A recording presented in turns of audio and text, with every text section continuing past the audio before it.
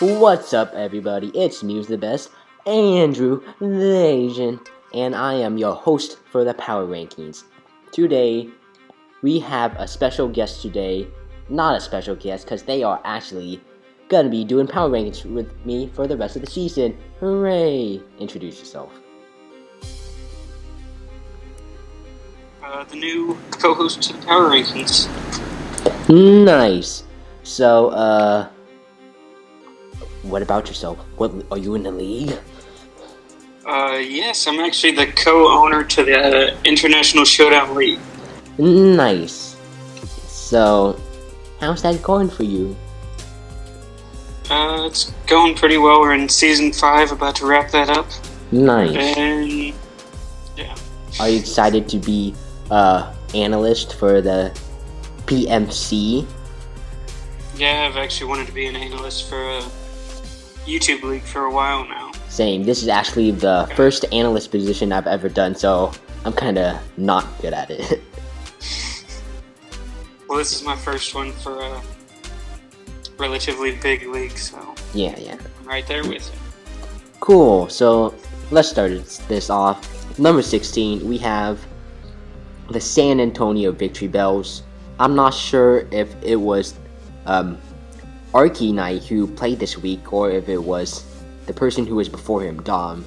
But all I know is that he played a nice match against the Oregon Ducklets and lost only 0-2 against the 10th place team. What's your thoughts on that? Yeah, he was making some good reads early, and just Tarachi came in, but I think what happened was he let Togekiss go down too early. Yeah. Didn't get rid of rocks. And that really hurt him. Yeah. I think that was the biggest difference in the match. Yeah. Either way, it was a great game. It was a great match. Yeah, 0-2 loss. Yeah, it shows that even the number 16 team could still put up a fight in such a competitive league like this. It's really nice. And he's doing good in other leagues, his opponent, so Yeah. it wasn't like it was against anyone bad. Yeah. And really no one in this league's bad, but Yeah. Do you have anything else to say, or? not really. He just good predictions, and maybe this will have a little bit momentum going into the next weeks. Yeah, so next up, let's go to number 15. It's the New York Cosmogs. They dropped again, and they unfortunately lost 0-6 to someone who was below them. Number 13, the Phoenix Incineroars, Jonah, I believe. And unfortunately, it was kind of a blowout. What do you have to say about this match? Yeah, basically, it was, I set up turn 1 with Necrozma with Calm Mind, and that was against, oh man, I'm trying to remember off the top of my head, I didn't write it down. I think it was against Regirock, if I remember right. Dang. And he set up 2 Calm Minds. Hey, And he set up 2 Iron Defenses, another Calm Mind, and at turn 8, he just started sweeping, with Stored Power. Yeah. Unfortunately, Tyler here, that's his name, right? I always forget everyone's names. I'm bad with names. Anyways, unfortunately, his team did not match up very well, and he unfortunately took a really big loss. And even though he was a bit higher up, he dropped because the people above him just had reason to be above him. Yeah, and it kind of sucks for him that he had to go against Necrozma too. With his team didn't really have much besides a lone Marowak, from what I can see that he brought. But yeah, hopefully he can bounce back from this. Yeah, hopefully, and he probably will, because he is a really solid battler despite being number 15. And that's shown also from last week, where he played a really nice match last week, and actually that's the reason why he was so high up from before, because he beat a higher up ranked player. And so let's go to number 14. Unfortunately, this match did not happen, and it was a did not play win against the Seattle Smeargle. And would you like to explain why he's above the New York Cosmogs? Yeah. The only reason I put the Mammoth Swines above the Cosmogs is because I believe it was week 2. I went back and looked at all the results and stuff while doing all this.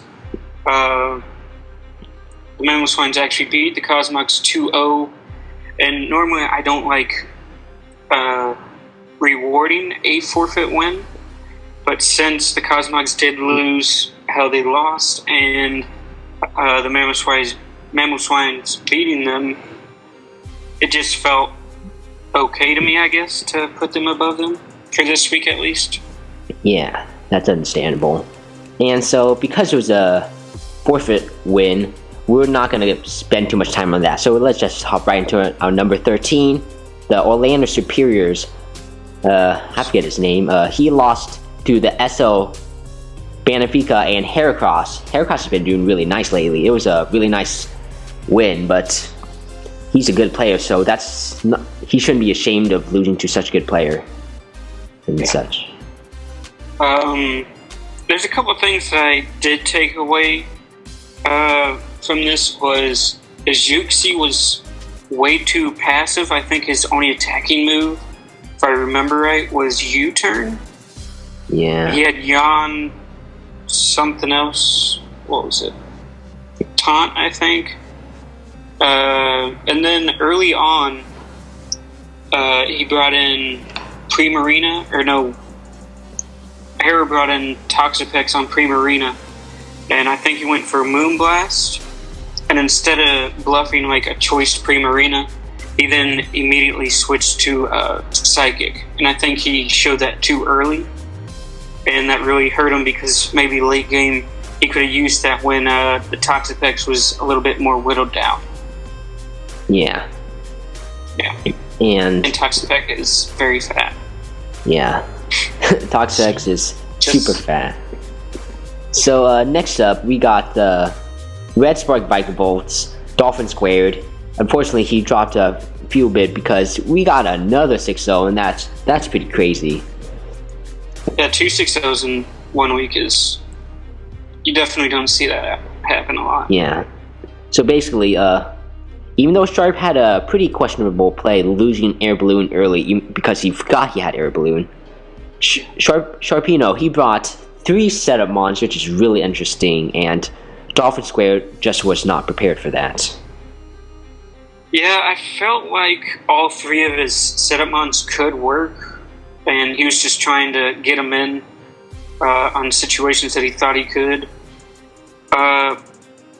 But really what it came down to is Dolphin not expecting Calm Mind Crest and letting that set up. Yeah. After seeing the other 2 setup mons. Yeah. Crest is just a mon that... Oh, yeah. What are you going to say? It's just... Yeah, Crest is just stupid like that. Yeah. Crest is a mon that is really scary to prepare in the format. It's so fat. You already have to prepare for that, and it also has setup. To be honest, I really hate it. I'm not really comfortable against going bulky psychics in general because I kind of have a bad history with them, and if I ever record my championship match against MV in NPL Minor Season 1, then you will get to see that me kind of dying to Mellowetter. Yeah, enough rambling. Next up, we have our next person. Hold up. Next person, 11 with the Hamden Hydreigons. What do you say to that? This is J-Spec's last week, right? I believe so. Okay. Right before For Clown. people who don't know, he had a coaching switch to help. He wants to help run the league better. But basically, Genesect happened. Yeah. There was a point where he had a few mons, like I believe Electros and Alamomola, they could come in after something died and take one hit and do something. But he sacked Electros early game to Genesect, and then he brought in Infernape on Genesect on a U-turn and just lost that to Doug Trio, which really his team just got beat by Genesect and Doug Trio this week. Yeah, Genesect like is I said, he brought in Alamomola on Genesect, and it got 2-code by after a little bit of damage, and it just there's nothing holding Genesect back after that. Yeah, Genesect is a pretty crazy, ridiculous mon to be in the format, and unfortunately, he did not have a great matchup against Genesect, which is something that it was terrible. Yeah, it was a really bad matchup, and so basically Genesect was able to just U-turn and just get so many momentum and create so many mind games that J-Specs unfortunately was not able to catch up. Yeah, like I said, the Infernape switch, that was a offensive prediction that he was probably going for Bug Buzz, but he just predicted it wrong, and he went for U-turn, and it's basically really when he lost the game. Yeah, at that point he kind of had to make an offensive switch, even if it was risky, because he was just getting destroyed, but unfortunately he did not get it. Yeah, Gen 6 ridiculous. So next up, we got our first official winning coach that isn't a forfeit lost against the San Antonio Victory Bells. We talked briefly about this game. So yeah, the Oregon Ducklets won 2-0 against the San Antonio Victory Bells. Sorry about that. It was a pretty impressive match. It was he kept up the pressure very nicely, and he didn't go up that much because he did beat the 16. I did think it was the best game of the week, though. Yeah, it was a really good game. The reason why I didn't have him going up, even with someone having a forfeit loss, I usually take that stuff. I usually bring those guys down a little bit. Yeah. But I think he made a few mistakes in prep and gameplay. Like, first off, I think Kekmion should have had Drain Punch over Shadow Sneak, because it could have walled Kyurem even better. After it was T-Waved, you wouldn't need Shadow Sneak, and then you just constantly get HP back, because really, Shadow Sneak isn't really doing anything to Reuniquest anyway, so why not just tack on Drain Punch for Kyurem's other main mons. wall. Yeah. And then I feel like he wasted his Z Tyrantrum on Kyurem, because Head Smash already killed the Kyurem anyways, so he could have saved it later for Suicune or the Reuniquest. But either way, he had Jirachi late game, and that helps a lot. Yeah. So next up we got next up we got the 6-0 match from the Phoenix Incineroars against the New York Cosmogs. And Necrozma is kind of... Oh yeah, the Necrozma. Yeah, we already said everything in this, so just go back to what we said about the Cosmogs. Basically, Necrozma is just stupid. Yeah. I personally don't think it's broken, but it's definitely a mon that you don't want to have a bad matchup against, because it can just set up, or even they could just bring a surprise set, like maybe like a super offensive set, and you don't expect it. It can do so much. Yeah, I've seen a few teams that are really weak to Necrozma. They would bring a team with Necrozma would bring like Rock Polish Weakness Policy. Yeah. But this is like the standard, I believe, UU set right now. Yeah. With Calm Mind, Storm Power, Moonlight, and then you just tacked on Iron Defense. Yeah. Which I thought was good for low and Marowak. So yeah. Yeah, it's basically all about that match. Yeah, and with Iron Defense too, it's just kind of hard to break it because Marowak can't be in the entire game. So yeah, next we have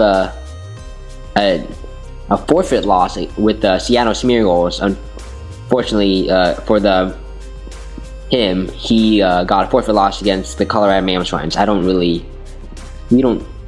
Do you have anything to say on that, really? I don't really. Not really. So, let's go to... Too busy and... Yeah. So, let's go to our next 6-0 win, which Sharpino has been doing really well. He won 6-0 against the Red Spark Vikavolt. And yeah, he had a really strong mon. So, it's basically just rinse and repeat of the Phoenix Insinuators. Cresselia just don't let it set up. Especially when you don't really have an answer for it on your team. Yeah. But really, Sharp did misplay early game with bringing in Tapu Koko and losing that air balloon. Yeah. And just went Cresselia. Yeah.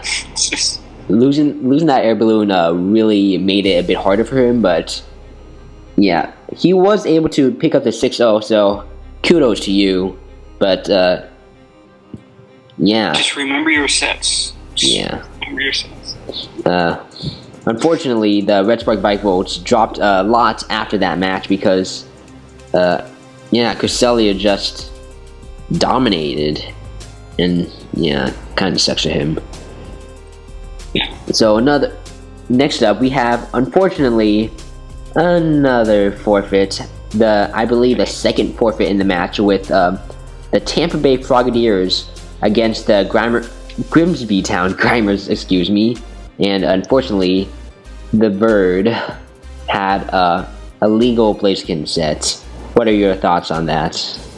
Yeah, the illegal Blaziken set was, if you guys didn't watch their battle videos, it was Thunder Punch Blaziken, and only Sumu moves are allowed, I believe. And he used Gigavolt Havoc to take out the... What was it, Slowbro, I believe? Or was it Slowbro or Dragonite? Yeah. But either way, this was by far the best game of the week, and it's just sad that they had to get by forfeit. That just really sucks, and that really sucks for Bird. He's a pretty good friend of mine, and that's just unfortunate, taking a loss from such a well-played match by him. It's just really unfortunate. So, yeah, sorry that there's so much forfeits this week, and we can't really talk too much about it. So, we got the Montreal Monfernos next, winning in a really impressive match, well, sort of, against the Green Bay Pikachu's, who were number 1. Yeah. So, what do you think about that?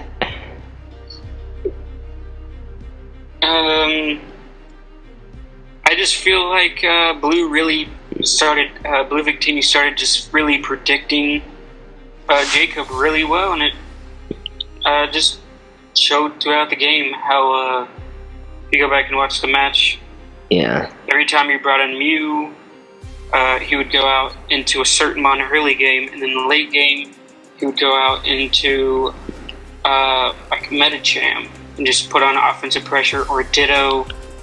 Yeah. I believe one time he predicted the Volt Switch, went out to the Landorus, and got off a free hit, and the whole match was actually really, really, really well played by Blue Victini. Yeah. And he brought down our number 1 guy. Yeah. Really, the biggest part about this is I kind of slept on Adamant Band Medicham before this week. Medicham is a really nice mon, mega or non-mega. I personally have a pretty good usage of a Mega Medicham, or at least I would say so, in Season 1 of the NPO Minors, and I personally love it. Medicham, Mega Medicham, to be honest, just high jump kick mons in general are just really powerful. And for this match, unfortunately, Jacob was playing a bit too passive. He was playing really safe, and Blue, he just took really good advantage of that, and props to him because he was able to take a 3-0 victory against our number 1. But the reason why... Oh, were you going to say something? I was just going to say, yeah, it's just very, very impressive. Yeah, he was playing really aggressive, and that paid off. But I don't feel Jacob played bad. He just played a little too safe. I'm sure he'll bounce back. And he still only has one loss.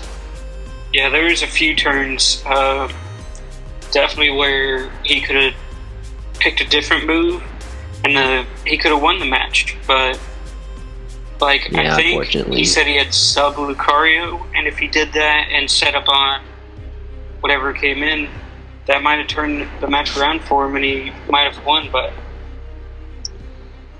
either way, it was a great match, and it's Metacham. Metacham is nice. Just, like, it was doing so much damage, I couldn't believe it. Yeah. So, I guess that's all we have to say to that. For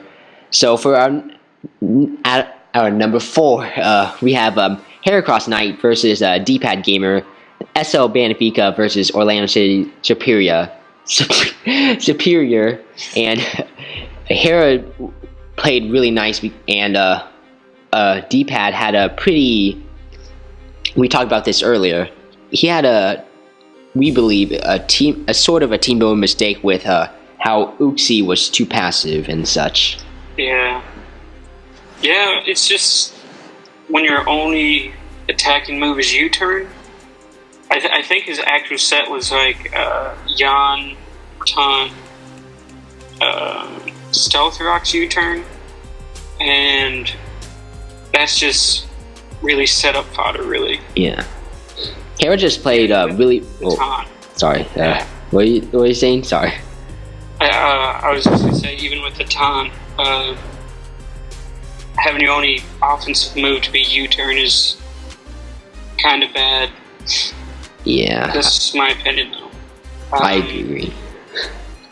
If he played Yan better, like every time he brought in Uxie, Hera would switch out into Mesper or Mandibuzz. And so I feel like if he pressed Yan turn 1, he could have did a little bit more with it, even with just U-turn, but yeah.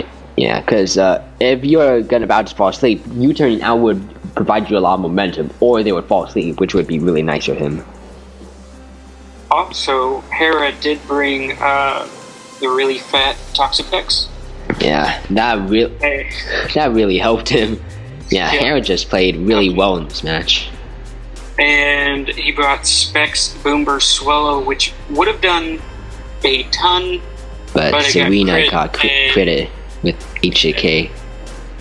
Unfortunate, but Serena did get weakened pretty low, so it's not the biggest loss, I guess, but yeah.